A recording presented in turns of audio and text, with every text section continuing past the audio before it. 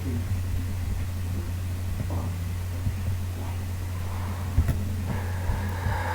to everyone, welcome to Xeroxologist official.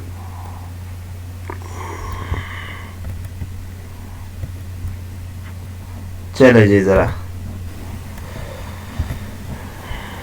Hi to everyone, welcome to हमारे साथ और जो नहीं है आप उनके साथ ये लिंक शेयर कर सकते हैं। नीचे वीडियो के नीचे जो शेयर का बटन है यही क्लिक करें ताकि ज़्यादा से ज़्यादा लोग जो हैं वो हमें ज्वाइन कर सके और वो भी इस सेशन से हाय टू एवरीवन, वेलकम टू हमारे साथ और जो नहीं है आप उनके साथ ये लिंक शेयर कर सकते हैं। नीचे वीडियो के नीचे जो शेयर का बटन है यही क्लिक करें ताकि ज़्यादा से ज़्यादा लोग जो हैं वो हमें ज्वाइन कर सके और चेक करें कोई साउंड डिस्टर्बेंस हमारे साथ और जो नहीं है आप उनके साथ ये लिंक शेयर कर सकते हैं। नीचे वीडियो के नीचे जो शेयर का बटन है यही क्लिक करें ताकि ज़्यादा से ज़्यादा लोग जो हैं वो हमें ज्वाइन कर सके और चेक करें कोई साउंड डिस्टर्बेंस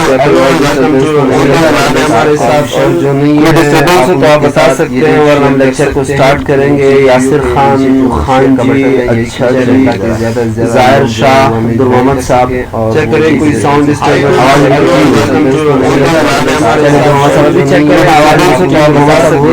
लेक्चर को स्टार्ट करेंगे। यासिर खान जी, अच्छा जी, जाहिर शाह, अब्दुल मोहम्मद साहब, अभी चेक करें इशू है या नहीं, आवाज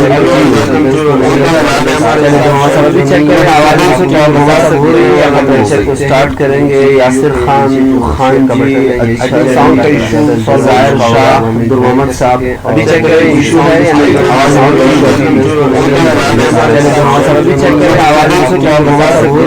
लेक्चर को स्टार्ट करेंगे। यासिर खान जी, अच्छा साउंड का इशू, जाहिर शाह, अब्दुल मोहम्मद साहब, अभी चेक करें इशू है या नहीं, आवाज चले जी। नाउ चेक इट, क्या ये क्लियर हो चुका है या अभी भी डिस्टरबेंस है?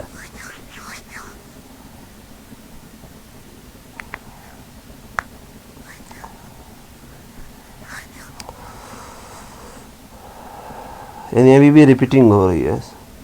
अच्छा जी, चले मैं इसको ज़रा चेक करके दोबारा लाइव करता हूँ इसको। ठीक है जी, ठीक है, मैं इसको चेक करके, थोड़ा सा टेक्निकल इशू आ रहा है, मैं थोड़ा सा इसको चेक करके दोबारा लाइव हो रहा हूँ। अच्छा क्लियर हो गया, ठीक है जी। नेक मोहम्मद भाई आई थिंक क्लियर हो चुका है। देखिए जी, अगर साउंड का इशू आ रहा है तो अच्छा साउंड ख़राब है, आवाज़ ख़राब है। अच्छा जी, अभी क्लियर है। देखिए अगर इशू आ रहा है तो आप मुझे बता सकते हैं, मैं इसको दोबारा करूँगा। अच्छा जी, सही हो गया, क्लियर है। चले ठीक है, ठीक है जी, ठीक है, ठीक है जी। देखते हैं ज़रा 2-3 सेकंड तक या 2-3 मिनट तक और इंतज़ार कर लेते हैं। अगर फिर भी डिस्टरबेंस हुआ तो फिर हमने इसी को दोबारा जो है वो करना है। ठीक है जी, चेक करते हैं ज़रा इसको।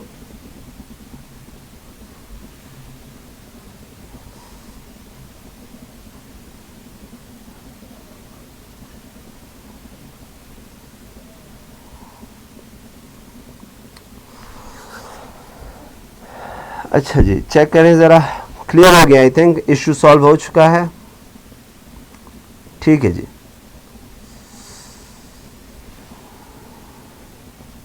ठीक है जी। पिछला लेक्चर आपको थोड़ा बहुत रिपीट कराएंगे।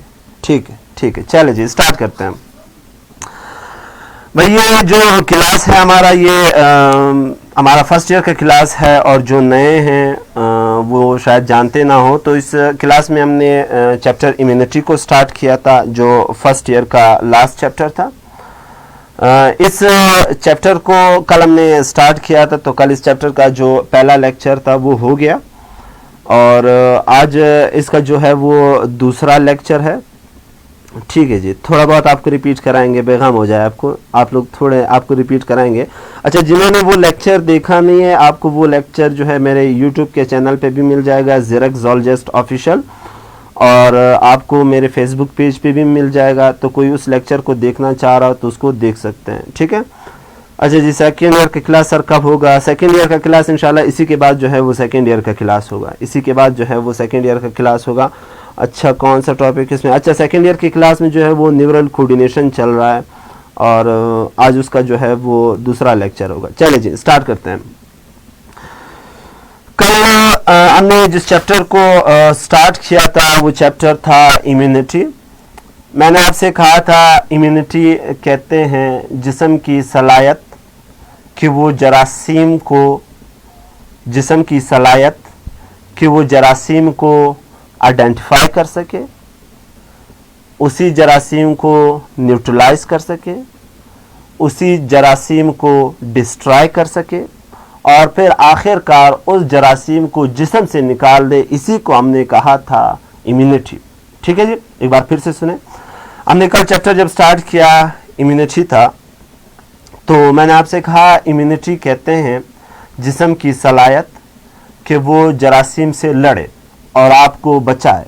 अब जब आपकी बॉडी जो है वो जब जरासीम से लड़ती है तो वो 4 काम करती है। सबसे पहले जरासीम को जो है वो आइडेंटिफाई करती है, उसके बाद उसी जरासीम को न्यूट्रलाइज किया जाता है, उसके बाद उस जरासीम को डिस्ट्रॉय किया जाता है और लास्ट में उस जरासीम के जो पार्टिकल्स हैं वो बॉडी से निकाले जाते हैं। ठीक है जी, ये था आपके पास क्या था, इम्यूनिटी था। ठीक है, फिर हमने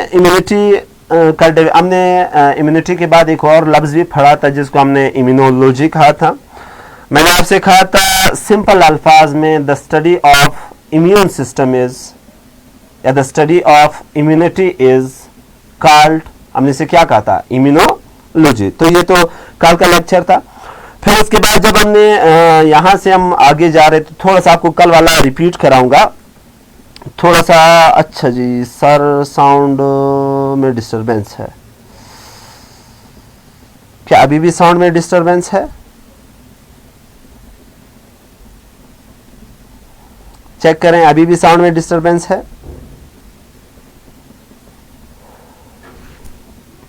देखिए जी, साउंड में डिस्टरबेंस है, नहीं है? अगर साउंड में डिस्टरबेंस है तो आप मुझे बता दें ताकि मैं इसको दोबारा करा दूं। साउंड प्रॉब्लम, चले ठीक है।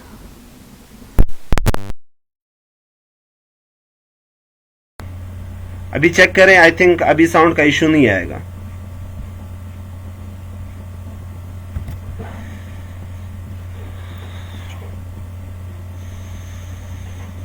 अभी चेक करें साउंड अभी कैसे है।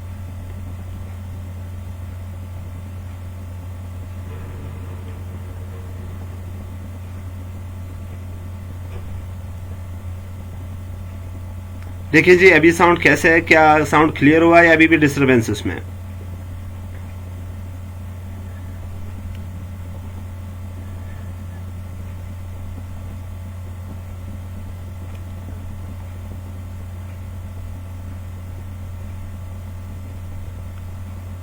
चेक करें साउंड, अगर डिस्टरबेंस है तो आप मुझे बता सकते हैं, वरना मैं कंटिन्यू करूंगा। चले ठीक है, चले रिप्ले आ गए कि भाई साउंड जो है सर वो क्लियर हो गया। थोड़ा बहुत डिस्टरबेंस था लेकिन आई थिंक अब क्लियर हो गया। ठीक है जी, ठीक है।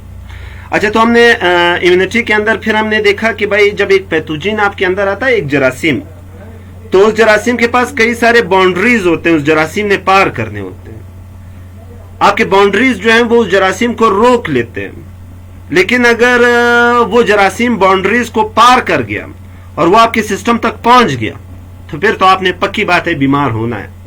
सर अब ये जो बाउंड्रीज आप बता रहे हैं कि जब एक जरासीम गुजरता है तो मुख्तलिफ बाउंड्रीज से गुजरता है, तब वो हमारे सिस्टम तक पहुंचता है, उन बाउंड्रीज को हम क्या कहते हैं? तो उन बाउंड्रीज को हम कहते हैं डिफेंस लाइन। देखिए जी, हमारे अंदर कई सारे बाउंड्रीज हैं। जब एक पैथोजन आता है तो कई सारे बाउंड्रीज कोशिश करते हैं कि उस पैथोजन को रोका जाए, और कई सारे बाउंड्रीज जो हैं वो कामयाब भी हो जाते हैं। बाज़ औक़ात पैथोजन इतना ताकतवर होता है कि हमारे बाउंड्रीज जो हैं वो फेल हो जाते हैं, और जब बाउंड्रीज फेल हो जाते हैं फिर वो पैथोजन हमारे सिस्टम तक पहुंच जाता है, और जब वो हमारे सिस्टम तक पहुंच जाता है ना तो फिर हम जो है वो बीमार हो जाते हैं।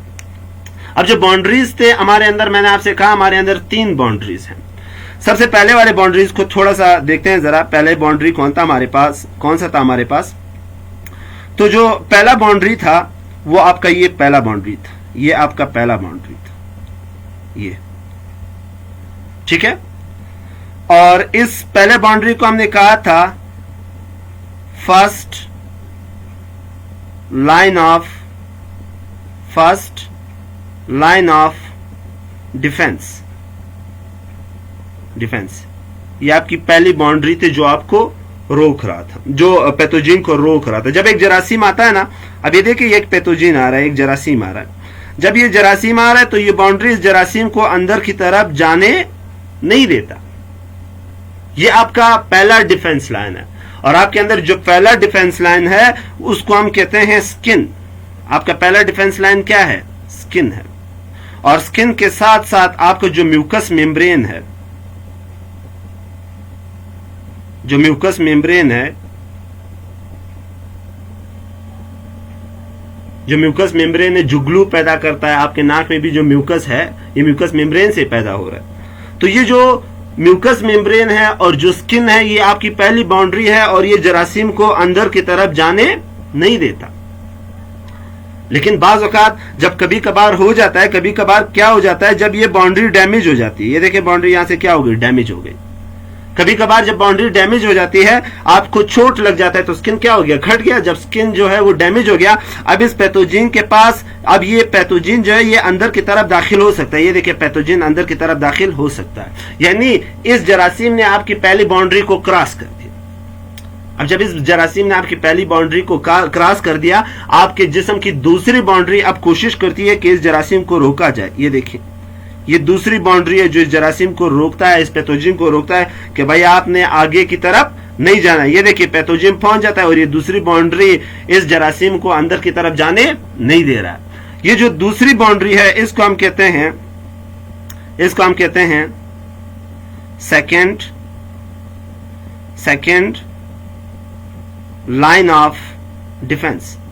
ये आपका सेकेंड लाइन ऑफ डिफेंस, ये इस जरासीम को आगे की तरफ जाने नहीं दे रहा। लेकिन बाज़ औक़ात ऐसे हो जाता है कि second line of defence fail हो जाता है, कमजोर होता है। जब सेकेंड लाइन ऑफ डिफेंस जो है वो कमजोर होता है, अब ये जो पैथोजन है, ये जो जरासीम है, ये सेकेंड लाइन ऑफ डिफेंस को भी क्या कर देता है, पार कर देता है। अब तीसरी बाउंड्री आ रहा है और तीसरी बाउंड्री ने इसी जरासीम को फिर रोकना। ये देखिए तीसरी बाउंड्री आकर के इस जरासीम को रोक रहा है कि भाई आप आगे की तरफ नहीं जा सकते। अच्छा, ये पैथोजन आकर किसी बाउंड्री से टकराता है और ये बाउंड्री इसको अंदर जाने नहीं दे रहा। अब कभी कभार फिर ऐसे हो जाता है कि यही बाउंड्री भी कमजोर हो जाती है, कमजोर होती है। अब जब ये बाउंड्री कमजोर होती है, जाहिर सी बात है अब ये जो जरासीम है, ये जरासीम तीसरे बाउंड्री को भी क्रॉस कर गया, और जब ये तीसरे बाउंड्री को क्रॉस कर गया तो ये अंदर की तरफ दाखिल हो गया। और अंदर की तरफ मौजूद है, क्या मौजूद है, अंदर की तरफ मौजूद है आपके आज़ा, आपके आर्गन्स मौजूद है, आर्गन्स, आज़ा, आपके आज़ा मौजूद है। अब आपका आज़ा जो है वो फेफड़े हो सकते हैं। जब ये, अगर ये जरासीम टीबी है, ट्यूबरकुलोसिस है, तो जब ये आपके फेफड़े तक पहुंचेगा तो ये वहां पे जो है आपके अल्वुलाई है उनको डैमेज कर सकता है। अब ये आर्गन जो है आपके फेफड़े हो सकते हैं, इसी तरह आपका जो है वो जिगर हो सकता है, इसी तरह जो है आपके अंदर कई सारे और जो आर्गन्स है वो हो सकते हैं। तो आसान अल्फाज में, तो जब एक जरासीम जाता है, अगर वो जरासीम आपके आर्गन्स तक पहुंच गया तो आपने बीमार होना है, पक्की बात है। अब ये डिपेंड उस जरासीम पे करता है, निसार उस जरासीम पे करता है कि वो जरासीम कितना पावरफुल है। अगर वो जरासीम स्ट्रांग है तो आपको शायद कोई लंबी बीमारी हो जाए। अगर वो पैथोजन, वो जरासीम वीक है तो शायद आपको थोड़ी बहुत छोटी बीमारी हो जाए। और अगर वो जरासीम बहुत स्ट्रांग है तो शायद आपकी मौत भी हो जाए इससे। तो हमने क्या समझा, हमने ये समझा जब बाहर से एक पैथोजन, एक जरासीम आता है तो कई सारे बाउंड्रीज है जो जरासीम को रोकते हैं कि आपने आगे की तरफ नहीं जाना है। अब उन बाउंड्रीज को, पहले बाउंड्री को हमने कहा फर्स्ट लाइन ऑफ डिफेंस, ये आपका फर्स्ट लाइन ऑफ डिफेंस है। दूसरे को हमने कहा सेकेंड लाइन ऑफ डिफेंस, और तीसरे को हमने क्या कहा, थर्ड लाइन ऑफ डिफेंस। ये आपके बाउंड्रीज है जो पैथोजन को आगे की तरफ जाने नहीं दे रहे हैं। ठीक है जी, क्लियर है यहां तक? कोई कंफ्यूजन हो यहां तक तो आप पूछ सकते हैं। जी भाई, किसी को कोई कंफ्यूजन हो?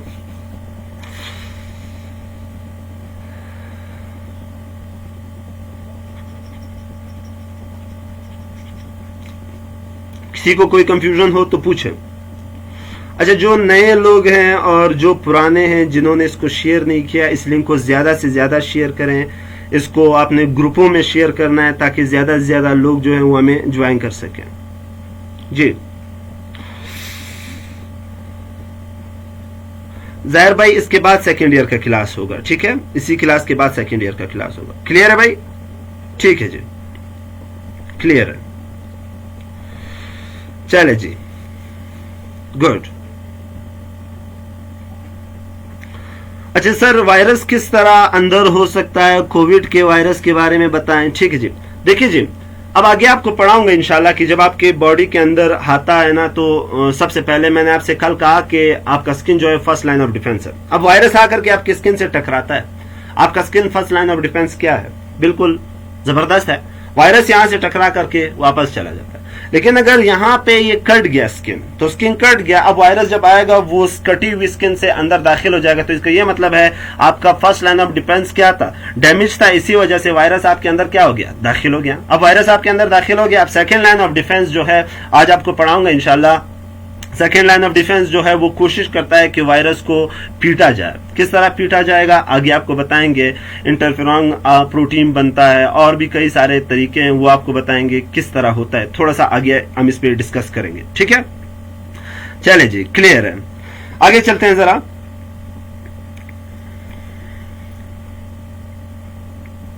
ठीक है जी, अब मैंने आपको कहा आपके 3 डिफेंस लाइन है। ये आपका पहला डिफेंस लाइन हुआ, और मैंने आपसे कहा आपके इस पहले डिफेंस लाइन का नाम क्या है? स्किन है। इसी के साथ साथ आपका जो म्यूकस का जो मेम्ब्रेन है वो है, और इसके साथ साथ कुछ आपके अंदर केमिकल्स भी पैदा हो रहे हैं जो आपके स्टमक के अंदर हो रहा है, रिप्रोडक्टिव ट्रैक्ट के अंदर हो रहे हैं। इसी तरह आपके नाजल कैविटी के अंदर कुछ जो है वो पैदा हो रहे हैं, और आपके स्किन से पसीना पैदा हो रहा है, जिसको हमने कल के लेक्चर में रिपीट किया। अगर किसी ने वो लेक्चर नहीं देखा तो आप मेरे यूट्यूब के चैनल से वो देख सकते हैं, ज़िरक ज़ोलॉजिस्ट ऑफिशियल। ठीक है जी, आगे चलते हैं जरा। अब हमने आज पढ़ना क्या है? हमने वहीं से स्टार्ट करना है जहां पे हमने छोड़ा था। मैंने कल आपसे कहा था कि आपके अंदर जो डिफेंस, यानी आपके अंदर जो बाउंड्रीज हैं वो 3 तरह के हैं। यही तो हमने बात की थी ना। चले जी, हमने कहा था पहली बाउंड्री को, हमने कहा था, हमने पहले बाउंड्री को इस तरह डिस्कस किया था कि हमारे पास पहली बाउंड्री है जिसको हमने कहा था, अच्छा जी, पहले बाउंड्री को हमने कहा था फर्स्ट लाइन, दूसरे बाउंड्री को हमने कहा था सेकेंड लाइन, और तीसरे बाउंड्री को हमने कहा था थर्ड लाइन। अब जो ये फर्स्ट लाइन और सेकेंड लाइन है, फर्स्ट लाइन और सेकेंड लाइन, ये जो आपके 2 डिफेंस है, फर्स्ट लाइन ऑफ डिफेंस और सेकेंड लाइन ऑफ डिफेंस है, जो अभी हमने पढ़ा, स्किन आपका फर्स्ट लाइन ऑफ डिफेंस है, इसी तरह आपके अंदर सेकेंड लाइन ऑफ डिफेंस भी है। ये दोनों जो हैं ये हर एक को पकड़ते हैं। मिसाल अगर बाहर से कोई फायदेमंद जरासीम भी आ जाए तो ये उसे भी पकड़ लेता है, कोई नुकसानदेह आ जाए तो ये उसे भी पकड़ लेते हैं। मतलब ये हर एक को पकड़ते हैं, ये किसी खास के लिए नहीं है। इसी वजह से हम इसे कहते हैं कि ये हमारा क्या है? ये हमारा नॉन स्पेसिफिक डिफेंस मैकेनिज्म है। नॉन स्पेसिफिक डिफेंस मैकेनिज्म है। जबकि हमारा जो थर्ड लाइन ऑफ डिफेंस है, थर्ड लाइन ऑफ डिफेंस के अंदर बनते हैं, क्या बनते हैं? थर्ड लाइन ऑफ डिफेंस के अंदर एंटीबॉडीज बनते हैं। एंटीबॉडीज आपको बताएंगे, एंटीबॉडीज होते हैं सिर्फ और सिर्फ बैक्टीरिया के लिए। ठीक है, अच्छा जी, बैक्टीरिया के लिए कैसे होते हैं, फिर वायरस के लिए से कैसे मॉडिफाई किया जाता है, इसको हम आगे जो है वो डिस्कस करेंगे। ठीक है, अब जो आपका थर्ड लाइन ऑफ डिफेंस है, थर्ड लाइन ऑफ डिफेंस जो है इसके अंदर एंटीबॉडीज बनते हैं, और ये एंटीबॉडीज बैक्टीरिया के लिए भी होते हैं और वायरसेस के लिए भी होते हैं। ठीक है, और किसी खास बैक्टीरिया के लिए खास एंटीबॉडीज बनाए जाते हैं। ऐसा नहीं है कि एक बैक्टीरिया आया, उसने आपको बीमार किया, आपके अंदर एंटीबॉडीज बन गए, अब दूसरा बैक्टीरिया आएगा, वही एंटीबॉडीज बैक्टीरिया के लिए भी काम करेंगे। ऐसा नहीं है, हर बैक्टीरिया के लिए आपके अंदर खास एंटीबॉडीज बनते हैं, हर वायरस के लिए आपके अंदर खास एंटीबॉडीज बनते हैं। इसी वजह से हम इस थर्ड लाइन ऑफ डिफेंस को कहते हैं कि भाई ये स्पेसिफिक है, ये खास है। ये क्या है भाई? ये खास है, ये आपका खास डिफेंस, ये आपका खास डिफेंस मैकेनिज्म है, ये आपका खास डिफेंस मैकेनिज्म।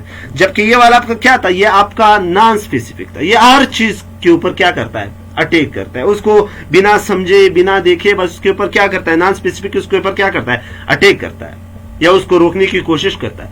जबकि जो स्पेसिफिक है वो खास खास को, यानी हर एक के लिए खास है। कोई खास बैक्टीरिया आया, उसने आपको बीमार किया, उसके एंटीबॉडीज जो हैं वो उसी बैक्टीरिया के ऊपर असर करेंगे, किसी और के ऊपर असर नहीं करेंगे। इस वजह से हमने से क्या कहा, स्पेसिफिक। तो यहां पे हमने ये समझा कि डिफेंस मैकेनिज्म दो तरह का है। एक को हमने कहा नॉन स्पेसिफिक और दूसरे को हमने क्या कहा, स्पेसिफिक डिफेंस मैकेनिज्म। अब जो नॉन स्पेसिफिक डिफेंस मैकेनिज्म है वो फिर दो तरह का है। नॉन स्पेसिफिक डिफेंस मैकेनिज्म में आपका फर्स्ट लाइन ऑफ डिफेंस आ रहा है और सेकेंड लाइन ऑफ डिफेंस आ रहा है। जबकि आपके स्पेसिफिक डिफेंस मैकेनिज्म में आ रहा है, क्या आ रहा है, आपका थर्ड लाइन ऑफ डिफेंस आ रहा है। ये देखें, ये इसका है, यानी ये इसका है। ठीक है जी, क्लियर है? कोई कंफ्यूजन हो यहां तक? चले जी, कोई कंफ्यूजन हो?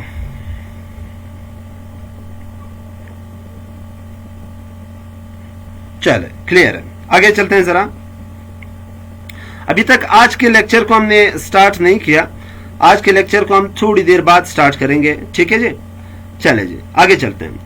यहां पे हमने देखा डिफेंस मैकेनिज्म दो तरह का है, एक जो है वो आपका नॉन स्पेसिफिक है और दूसरा आपका क्या है, स्पेसिफिक है। नॉन स्पेसिफिक जो है अगर बाहर की तरफ से हो रहा है तो स्किन है, उसको हमने फर्स्ट लाइन ऑफ डिफेंस कहा, और अगर अंदर की तरफ से हो रहा है तो इंटरनल डिफेंस है, जिसको हमने क्या कहा, सेकेंड लाइन ऑफ डिफेंस। इसी तरह जो आपके पास स्पेसिफिक डिफेंस मैकेनिज्म है, इसके अंदर बनते हैं एंटीबॉडीज। तो यहाँ पे मैंने लिखा है एंटीबॉडीज बनते हैं, इसी वजह से इसको हमने रखा है, कहां पे रखा है, थर्ड लाइन ऑफ डिफेंस में। ठीक है जी, अब हमारा टॉपिक स्टार्ट हो गया। हमारा टॉपिक क्या है, हमारा टॉपिक आज का है सेकेंड लाइन ऑफ डिफेंस।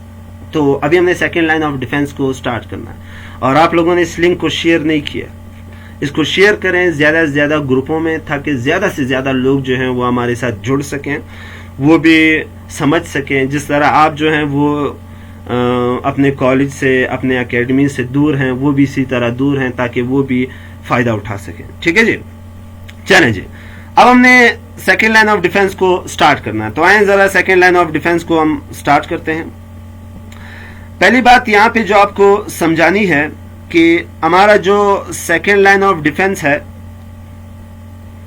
जो हमारा सेकेंड लाइन ऑफ डिफेंस है,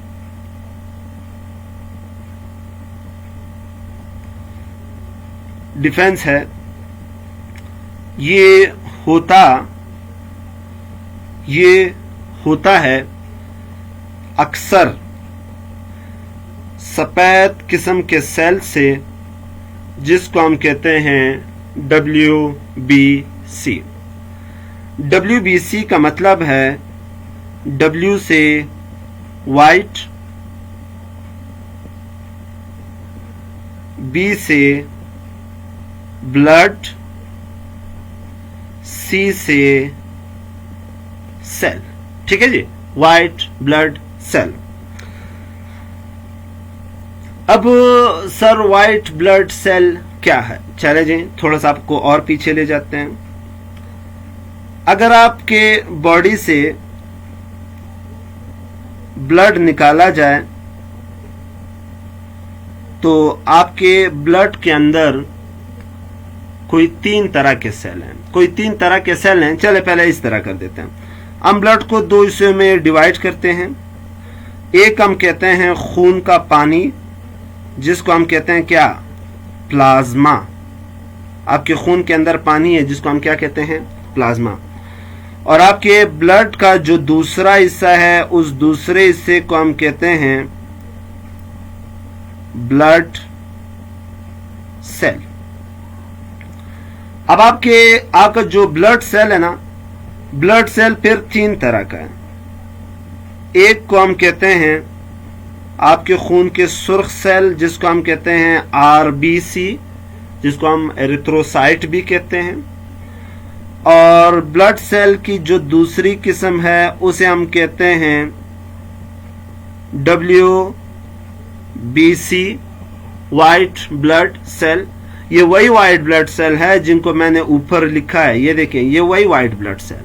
ठीक है, और ब्लड सेल के अंदर जो तीसरे किस्म के जो आप सेल नहीं कह सकते, इनको हम कहते हैं प्लेटलेट्स। 3 वे। पहला आरबीसी, आरबीसी को हम कहते हैं रेड ब्लड सेल। डब्ल्यूबीसी को हम कहते हैं वाइट ब्लड सेल। ठीक है जी।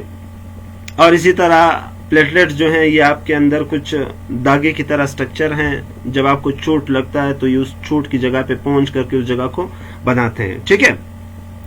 अब हमें सिर्फ और सिर्फ डिस्कस करना है डब्ल्यूबीसी को। हमने सिर्फ और सिर्फ डब्ल्यूबीसी को डिस्कस करना है कि डब्ल्यूबीसी क्या है। तो जरा ऊपर वापस चलते हैं जहां पे हमने डब्ल्यूबीसी को छोड़ा था। अब जो डब्ल्यूबीसी है ना,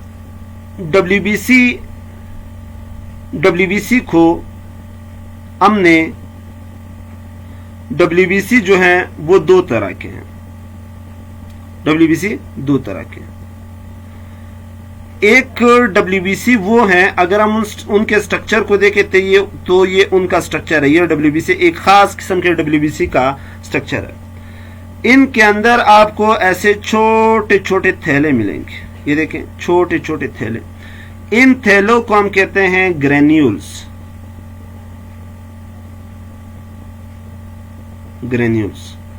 तो पहला किस्म जो डब्ल्यूबीसी का है, वो किस्म है जिसके अंदर ग्रेन्यूल्स मौजूद होते हैं। अच्छा, ये ग्रेन्यूल्स कुछ भी नहीं होते, ये ग्रेन्यूल्स सिंपल होते हैं। क्या होते हैं ये ग्रेन्यूल्स? सिंपल लाइसोसोम होते हैं। ये सिंपल लाइसोसोम होता है।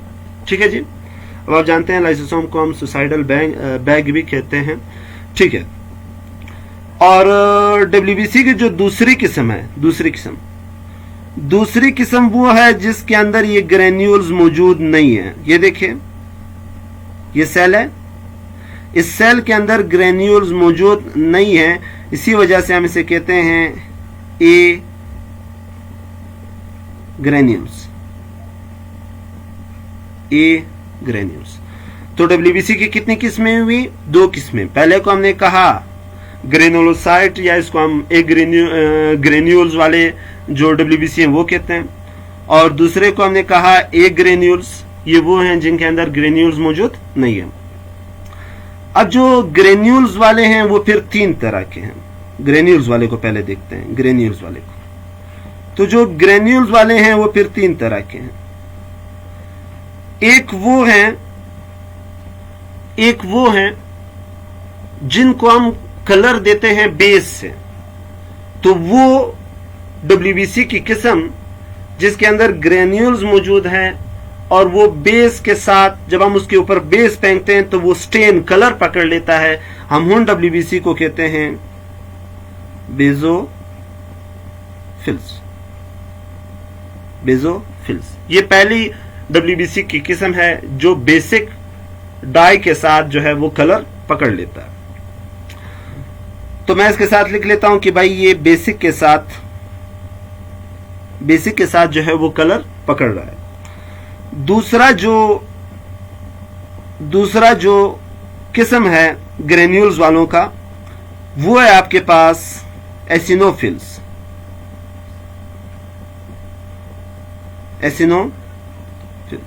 ये दूसरी किस्म है। अब जो एसिनोफिल्स हैं ये भी कलर पकड़ते हैं, लेकिन ये फिर बेस के साथ कलर नहीं पकड़ते। ये फिर कलर पकड़ते हैं, किसके साथ पकड़ते हैं? ये कलर पकड़ते हैं एसिड के साथ। ये देखें, एसिड के साथ ये क्या करते हैं? कलर पकड़ते हैं। ये दूसरी किस्म है जो किसके साथ कलर पकड़ रहा है? एसिड के साथ क्या पकड़ रहा है? कलर पकड़ रहा है। ठीक है जी। अब ठीक है, अब तीसरे वाले को देखते हैं। जरा तीसरे वाले को देखते हैं।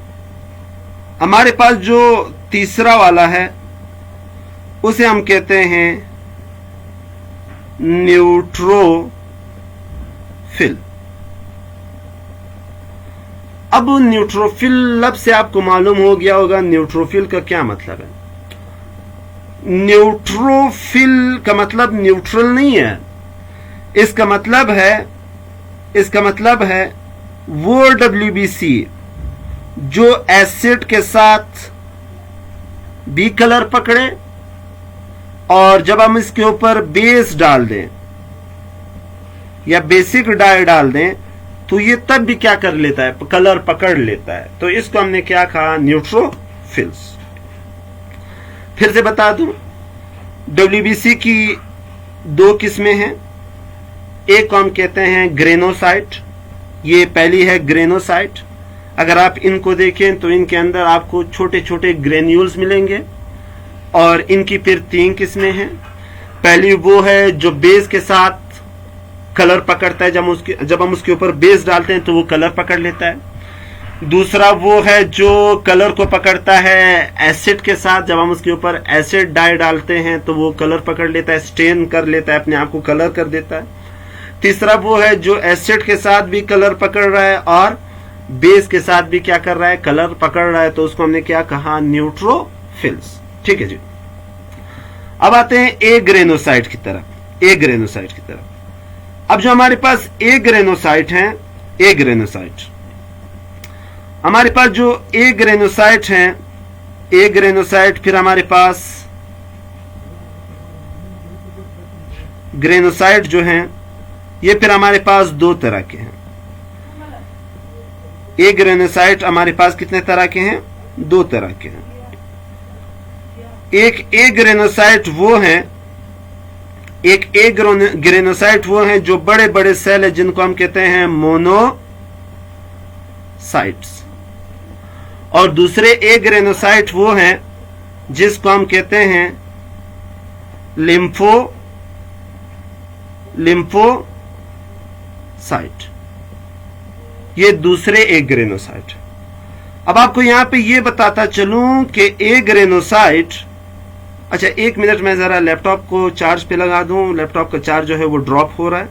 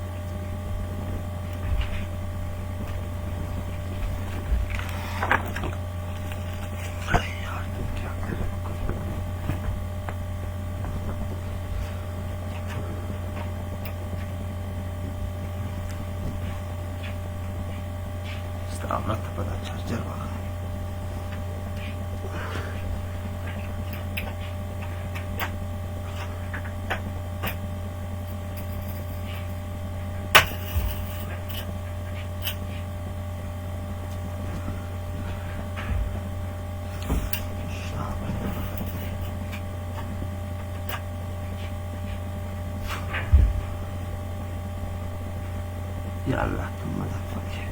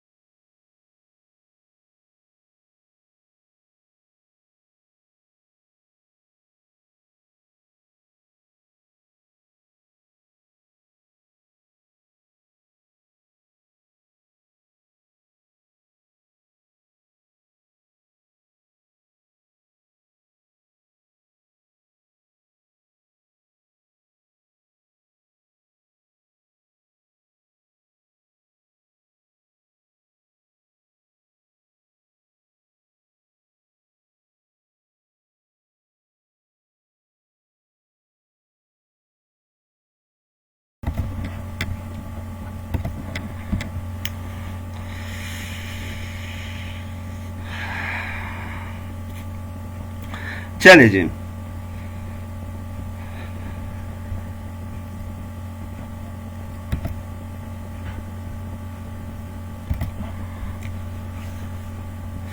हाँ दिलावर भाई, कुछ इसका चार्ज कम हो गया था तो बस अभी लगा दिए, ठीक है।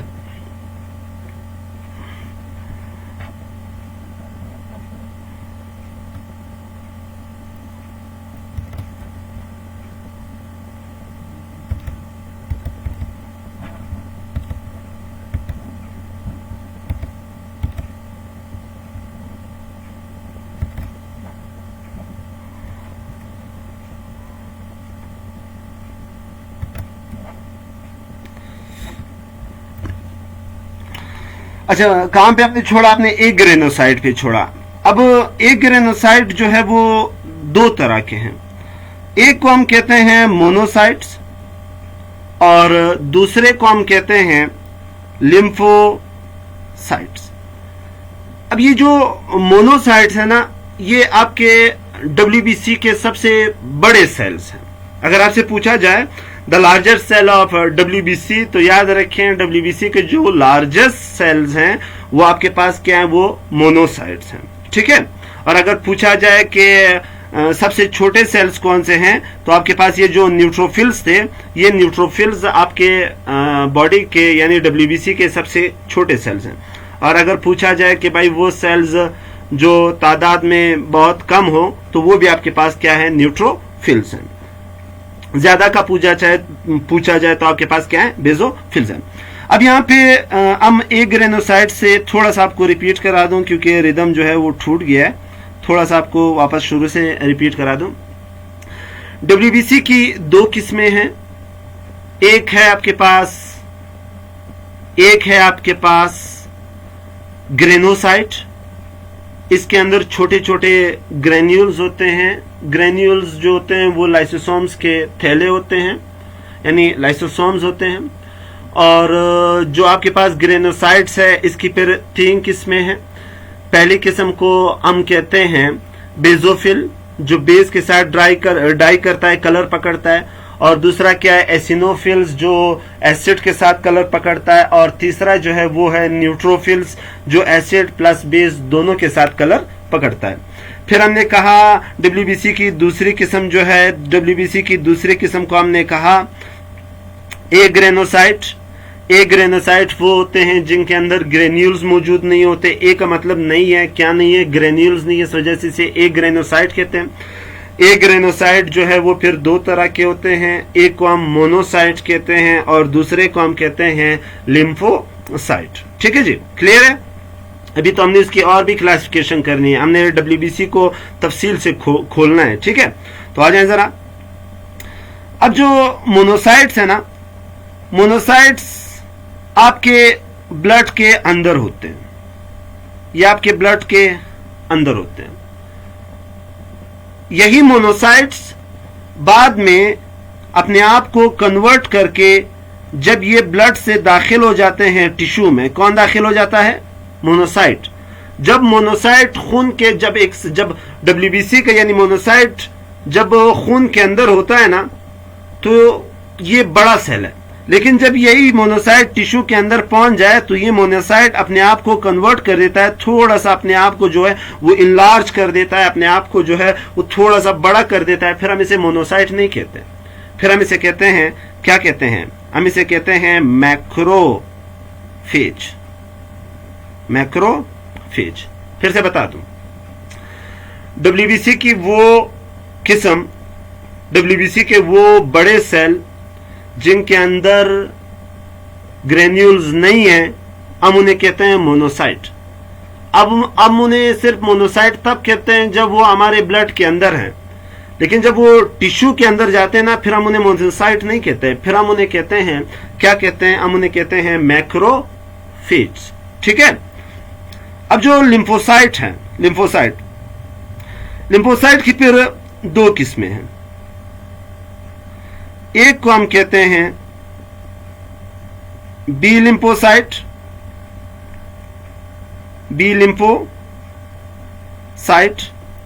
और दूसरे को हम कहते हैं टी लिम्फोसाइट। T lymphocyte. अब जो बी लिम्फोसाइट है इसकी फिर दो किस्में हैं। बी लिम्फोसाइट की दो किस्में हैं। क्या आपको मालूम है बी लिम्फोसाइट की कौन कौन सी दो किस्में हैं और वो दो किस्में जो हैं वो हमारे अंदर काम क्या करते हैं? तो किसी को मालूम है तो कमेंट कर दें, वरना मैं बता देता हूं।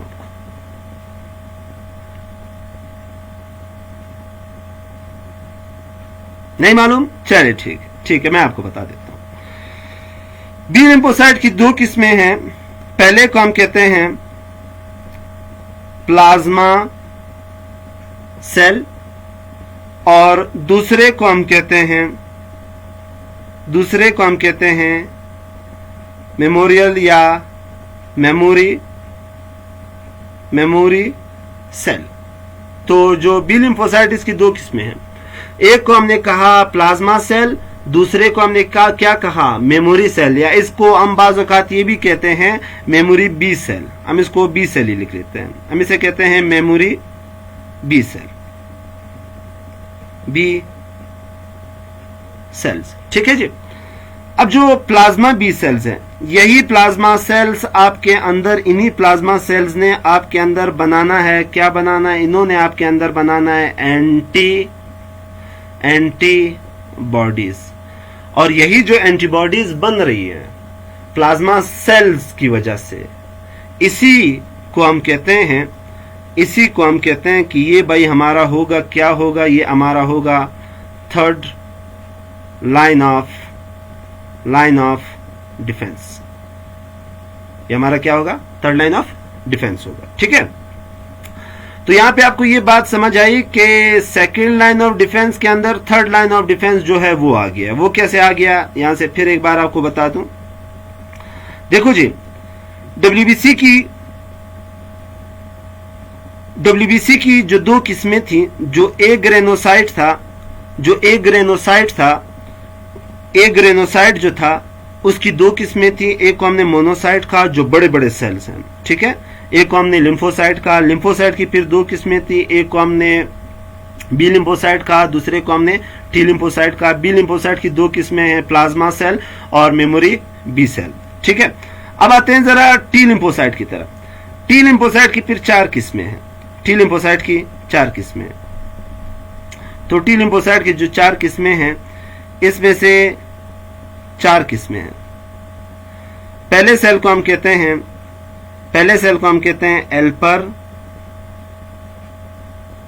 एल्पर टी सेल। पहले सेल को हम कहते हैं एल्पर टी सेल। ठीक है जी। अब जो एल्पर टी सेल के साथ जो दूसरे सेल हैं, यानी टी लिम्फोसाइट की पहले सेल क्या हुई? एल्पर टी सेल। और इसके साथ जो दूसरे किस्म के सेल्स हैं उन्हें हम कहते हैं किलर सेल, या हम उन्हें कहते हैं टी किलर सेल। इसको हम कुछ और नामों से भी जानते हैं।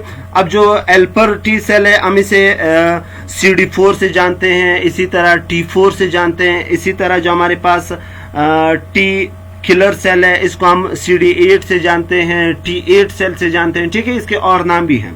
चले जी। अब तीसरी किस्म को हम देखते हैं। टी लिम्फोसाइट की तीसरी किस्म को हम देखते हैं।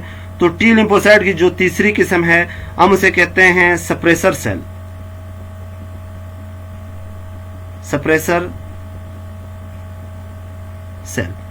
और सप्रेसर सेल के बाद जो आखिरी किस्म है उसे हम कहते हैं मेमोरी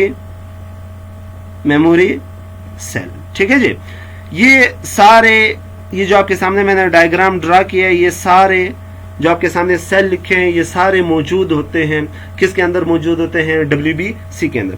इसी को एक बार फिर से रिपीट करते हैं। सर बी लिम्फोसाइट का क्या मतलब है? क्वेश्चन है। अच्छा, बी लिम्फोसाइट का मतलब है चूंकि इसको पहली बार जो है वो चिकन के अंदर, यानी आप कह सकते हैं मुर्गी के अंदर डिस्कवर किया गया, तो इसको वहां पे एक बर्सा ऑफ फैब्रिका, एक छोटा सा लिम्फाइड आर्गन होता है, तो वहां पे इसको डिस्कवर किया गया है।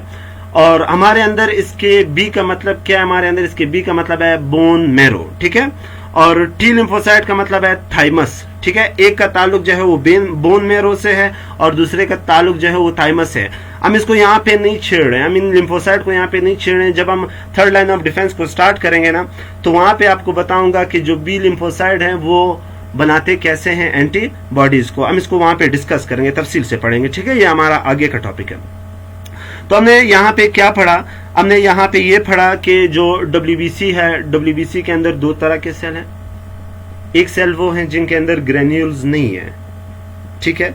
एक वो हैं जिनके अंदर ग्रेन्यूल्स मौजूद है। वो सेल्स जिनके अंदर ग्रेन्यूल्स मौजूद थे उनको हमने कहा ग्रेनोसाइट, और उसकी फिर तीन किस्में थी। एक को हमने कहा बेजोफिल, दूसरे को हमने कहा एसिनोफिल, तीसरे को हमने कहा न्यूट्रोफिल, ठीक है जी। फिर अब आते हैं WBC के दूसरे सेल के पास जिनके अंदर ग्रेन्यूल्स मौजूद नहीं थे, उनको हमने कहा है ए ग्रेनोसाइट। ए ग्रेनोसाइट फिर दो तरह के थे। एक को हमने कहा मोनोसाइट। मोनोसाइट आपके WBC का सबसे बड़ा सेल है और ये ब्लड के अंदर घूम रहा होता है। जब ये टिश्यू के अंदर दाखिल होता है तो यही मोनोसाइट जो है वो कन्वर्ट हो जाता है किस चीज में? मैक्रोफेज में। अच्छा जी, एक ग्रेनोसाइट की जो दूसरी किस्म थी उसे हमने कहा लिम्फोसाइट। लिम्फोसाइट फिर दो तरह के थे। एक को हमने कहा बी लिम्फोसाइट, दूसरे को हमने कहा टी लिम्फोसाइट। फिर बी लिम्फोसाइट दो तरह के थे। एक को हमने कहा प्लाज्मा सेल, दूसरे को हमने कहा मेमोरी बी सेल। फिर टी लिम्फोसाइट की चार किस्में थी।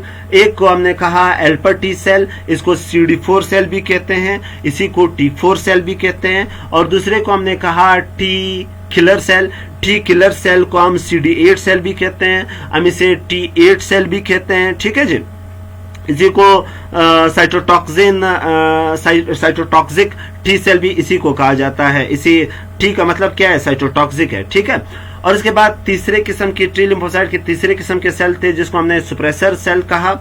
और सुप्रेसर सेल के बाद टी लिम्फोसाइट की आखिरी किस्म थी जिसको हमने क्या कहा? मेमोरी सेल कहा, ठीक है जी। चले जी, यहां तक तो हमने डिस्कस किया। अगर किसी को WBC में कोई कंफ्यूजन है तो पूछें, मैं बताऊंगा, वरना हमने आगे चलना है। क्लियर है जी? बिल्कुल क्लियर है। चले जी, ठीक है। अच्छा जी,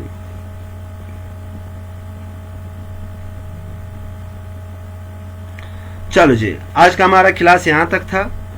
और आज आपको ये तो मालूम हो गया है कि WBC हमने पढ़ना है तफसील से। थोड़ा बहुत आपको सेकेंड लाइन ऑफ डिफेंस के जो मेन पॉइंट्स है वो आपको बता देता हूँ। कल इंशाल्लाह हमने सेकेंड लाइन ऑफ डिफेंस को स्टार्ट करना है। और कल जो हमारा फर्स्ट ईयर का क्लास होगा वो होगा कोई तकरीबन कोई 6:20 पे होगा हमारा फर्स्ट ईयर का क्लास। और जो सेकेंड ईयर का क्लास होगा वो कोई 9:20 को होगा, यानी जैसे दुर मोहम्मद साहब क्लास खत्म करें उसके बाद जो है मैं क्लास स्टार्ट करूंगा। चलिए जी, आज आंसर आपको सेकेंड लाइन ऑफ डिफेंस के बारे में थोड़ा बहुत तो बता देते हैं कि सेकेंड लाइन ऑफ डिफेंस में आपने क्या क्या पढ़ना है। अच्छा जी,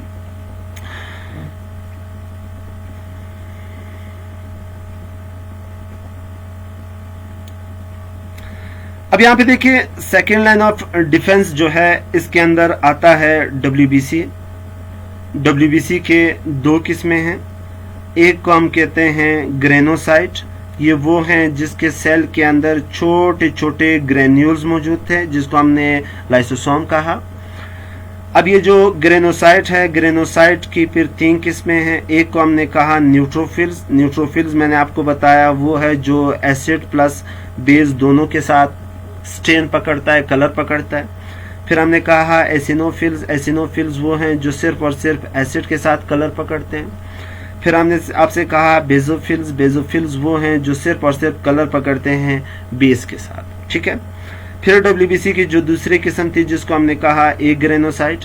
ए का मतलब है नहीं है, क्या नहीं है? ग्रेन्यूल्स नहीं है, इस सेल के अंदर लाइसोसोम्स मौजूद नहीं है।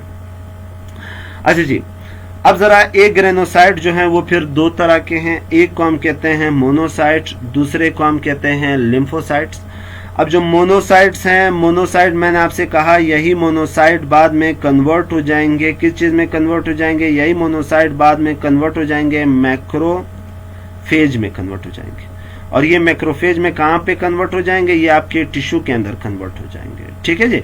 आपके सेकेंड लाइन ऑफ डिफेंस में जो हमारा पहला टर्म होगा जो हमने पढ़ना होगा वो मैक्रोफेज ही होगा। ठीक है, इसको हमने आगे डिस्कस करना है। फिर मैं आपको डायरेक्ट कहूंगा कि मोनोसाइट से मैक्रोफेज जो है वो मोनोसाइट से बनते हैं। फिर आपने कंफ्यूज नहीं होना है कि सर मोनोसाइट फिर क्या है। मोनोसाइट WBC की एक किस्म है और इसके अंदर ग्रेन्यूल्स मौजूद नहीं होते। ठीक है, फिर उसके बाद हमने डिस्कस किया लिम्फोसाइट पे। फिर हमने कहा जो लिम्फोसाइट्स हैं, लिम्फोसाइट दो तरह के हैं। एक को हमने कहा बी लिम्फोसाइट और दूसरे को हमने कहा टी लिम्फोसाइट। बी का मतलब है बोन मेरो और टी का मतलब है थाइमस। ठीक है, अब जो बी लिम्फोसाइट है इसकी फिर दो किस्में हैं। एक को हमने कहा plasma B cell, plasma B cell, और दूसरे को हमने कहा मेमोरी सेल या मेमोरी बी सेल। ठीक है जी, मेमोरी बी सेल, इसको अभी कुछ देर पहले हमने डिस्कस किया। फिर जो टी लिम्फोसाइट है, टी लिम्फोसाइट की फिर दो किस्में हैं। टी लिम्फोसाइट की पहली किस्म को हमने कहा था, दो नहीं बल्कि चार है, सॉरी चार है। पहली किस्म को हमने टी लिम्फोसाइट की पहली किस्म को हमने कहा था एल्पर टी सेल, और दूसरी किस्म को हमने कहा था T killer cell. T killer cell को हमने साइटोटॉक्सिन टी सेल भी कहते हैं क्योंकि इस टी का मतलब है साइटोटॉक्सिन। ठीक है, और तीसरे सेल का नाम है सुप्रेसर,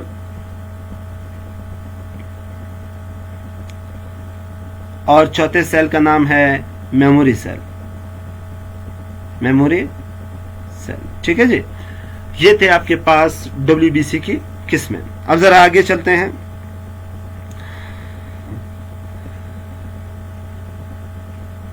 चले जी, ये हमारा कल का टॉपिक होगा। कल का टॉपिक हमने यहां से स्टार्ट करना है। यहां पे आपको इसके अंदर बताऊंगा। ठीक है जी, इस बंदे ने कुछ दिखाया था, यही आपको कल इंशाल्लाह बताऊंगा। यहां से आपको कल स्टार्ट कराएंगे। और ये वीडियो दिखाने का ये मतलब था, अगर किसी ने ये वीडियो नहीं देखा जो अभी मैंने आपके सामने डिस्प्ले किया, तो कल इसी वीडियो को जरा देख लें। ये आपको क्रैश कोर्स ऑनलाइन आपको यूट्यूब पे मिलेगा, क्रैश कोर्स में। ठीक है, वहां से इसको देख लें। कल इंशाल्लाह हम यहाँ से स्टार्ट करेंगे। कल आपको मोनोसाइट और लिम्फोसाइट तफसील से बताएंगे। यहाँ तक किसी का क्वेश्चन हो तो आप मुझसे पूछ सकते हैं। कोई कंफ्यूजन हो तो आप मुझे व्हाट्सअप कर सकते हैं।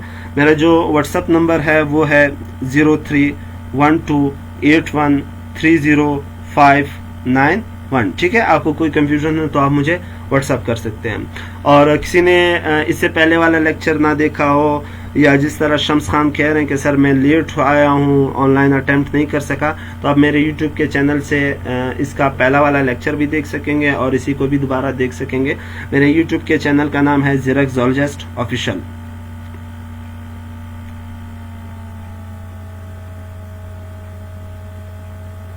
ज़ोलॉजिस्ट ऑफिशियल।